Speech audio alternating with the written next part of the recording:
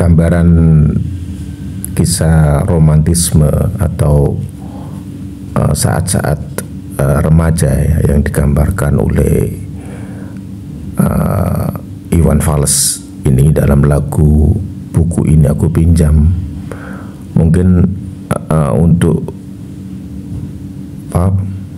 saat-saat sekarang ini sudah tidak dilakukan lagi ya.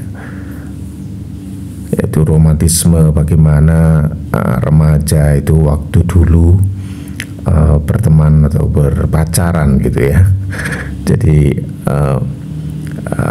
dengan satu penggambaran si cowoknya ini pura-pura untuk pinjam buku ya. Ya, kita akan mencoba untuk memaknai atau mengulik ya, mengupas liriknya lagu Buku Ini Aku Pinjam yang diciptakan oleh Iwan Fals ya di era tahun 80-an ya. Kalau nggak salah kurang lebih di tahun 1988 ya. Ya kurang lebih segitulah pokoknya. Oke, kita mulai di lirik yang pertama. Di kantin depan kelasku, di sana kenal dirimu, yang kini tersimpan di hati. Jalani kisah tersembunyi, jalani kisah sembunyi. Jadi biasanya pertemuan remaja waktu di SMA itu di kantin. Ini satu penggambaran yang memang sederhana dan memang seperti itu ya di era-era 80-an ini yang saya perhatikan dan saya lihat teman-teman saya di saat itu ya. Di halte kutunggu senyum manismu kekasih, usai tentang bel sekolah kita nikmati yang ada ya. Jadi usai bel sekolah ini maksudnya adalah bel di mana saat itu bel pulang ya, kemudian si cowoknya ini menunggu di halte, kemudian jadi janjian bertemu di halte dan pulang bareng gitu ya, sambil berjalan kaki tentunya ya. Kalau sekarang mungkin ya pakai Grab atau pakai ojek ya, jadi tidak jalan kaki, tapi mungkin juga ada yang jalan kaki ya. Oke, kita lanjutkan ya. Seperti hari yang lain, kau senyum tersipu malu. Ketika ku sapa engkau, genggamlah jari, genggamlah hati ini. Memang usia kita muda, namun cinta soal hati. Biar mereka bicara, telinga kita terkunci. Jadi kalau remaja dulu ya pacaran atau mungkin ya sekarang ya, karena dulu kan gak ada media sosial ya, jadi pacarannya ya di kerumunan, maksudnya tuh ada yang melihat ya, misalnya sambil membeli es bareng gitu, dalam videonya itu kan begitu ya.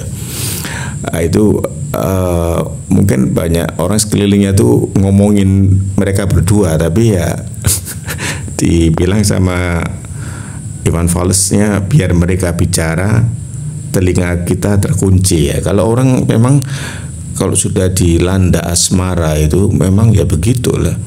Jadi semuanya itu serba terkunci, mulai dari pikirannya, telinganya, bisa jadi ya matanya terkunci ya. Jadi buta gitu. Jadi begitulah kedahsyatan daripada cinta, jatuh cinta ya. Lagi senang-senangnya gitu ya pada masa-masa remaja gitu. Tapi ya kita di luar dari sisi agama ya, di sisi agama memang dalam berpacaran itu ya tidak dibenarkan dalam agama tertentu ya. Namun saya dari sisi romantismenya, saya hanya fokus pada sisi romantisme orang jatuh cinta. Memang kita harus bersyukur ya. seperti yang pernah saya kupas di lirik-lirik lagunya Putri Aryani dulu itu, bahwa orang yang jatuh cinta itu ya bersyukur, karena kalau kita nggak bisa mencintai seseorang dan jatuh cinta, bagaimana kita bisa menikah gitu kan? Artinya begini,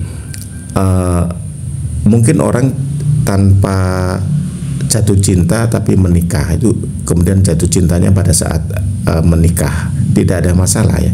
Tapi kalau sebelum menikah kemudian jatuh cinta, ini sesuatu anugerah ya. Jadi lebih mudah untuk semangat untuk mendekati si calonnya itu.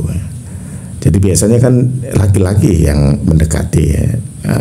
Jaranglah wanita mendekati atau cewek mendekati laki-laki dengan secara buka-bukaan gitu ya. Tapi cowok yang mendekati. Jadi jatuh cinta ini adalah sebuah anugerah. Itu aja intinya di situ. Anugerah dalam pengertian kita lebih semangat, ya lebih berusaha dan lebih bisa diterima oleh calonnya atau cewek yang kita sukai gitu kan. Jadi kalau kita nggak jatuh cinta atau nggak cinta, kita mendekatinya dengan alasan apa? Tapi juga bisa ada orang itu tidak jatuh cinta, tapi karena kebiasaan ya, tiap hari bertemu terus ya, bekerja sama, kemudian akhirnya itu loh peribahasanya itu orang yang senang karena kulino ya. Dia artinya cintanya itu karena udah terbiasa ketemu, jadi bisa jadi seperti itu. Jadi peribahasanya itu yang berarti cinta karena biasa ya, itu intinya seperti itu, cinta karena biasa ya, biasa bertemu, biasa bekerja sama gitu ya, satu kantor gitu. Jadi bisa jadi jatuh cintanya ya seperti itu. Yang jelas jatuh cinta itu suatu anugerah, itu aja, itu yang kita ambil kata kuncinya. Tapi orang menikah tidak pakai jatuh cinta,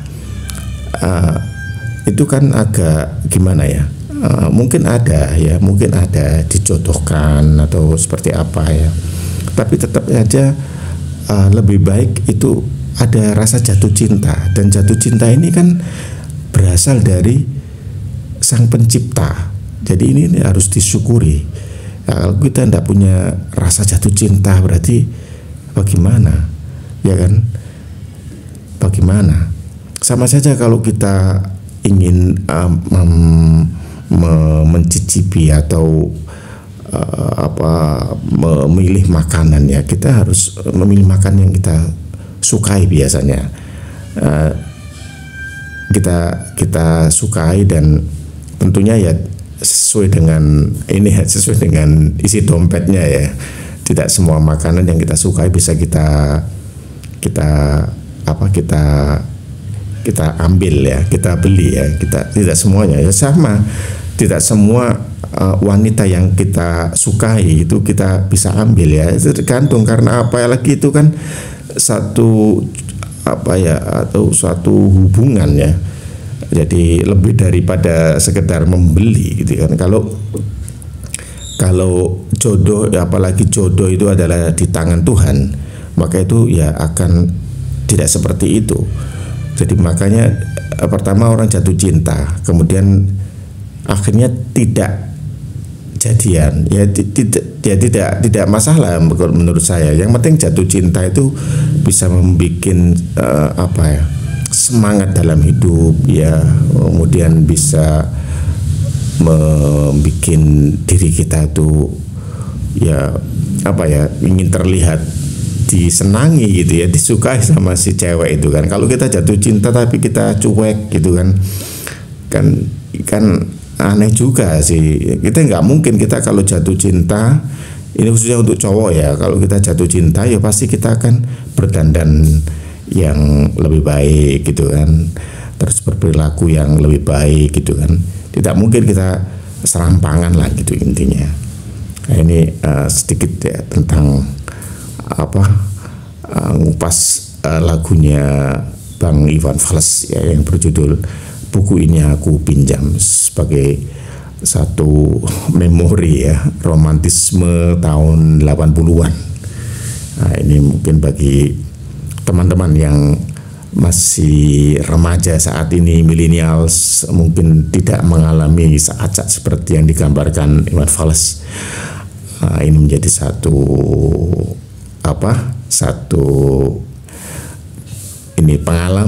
pengalaman zaman dulu tahun 80-an. Seperti itulah biasanya para remaja itu berpacaran yang masih SMA ya. Mungkin ada yang seperti itu persis atau ya kurang lebihnya sama seperti itu ya.